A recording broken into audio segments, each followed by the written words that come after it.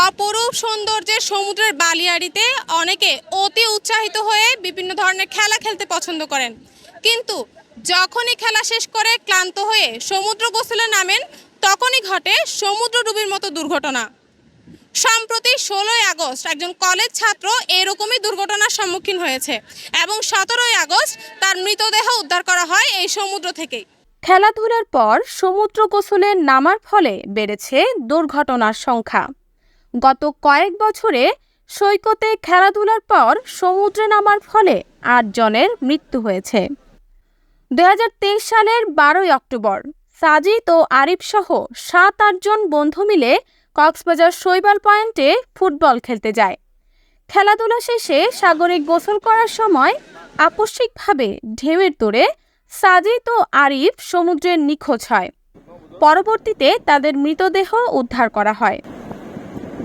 সর্বশেষ 16ই August Kolatoli beach পয়েন্টে একইভাবে কলেজ ছাত্র আতহার নূর কায়েম ঢেউয়ের তোড়ে নিখোঁজ হয়। পরদিন তার মৃতদেহ উদ্ধার করে সিসেফ লাইফগার্ড।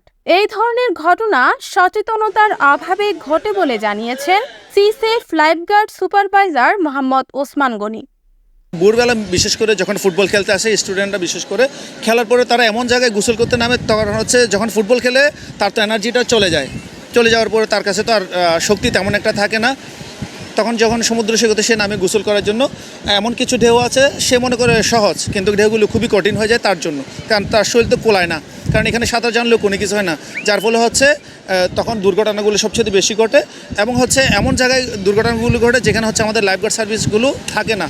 স্থানীয় এবং পর্যটকরা সমুদ্রের সৌন্দর্য উপভোগ করতে এসে অতি উৎসাহিত না হয়ে সব সময় সতর্ক অবস্থানে থাকার আহ্বান জানান সচেতন মহল।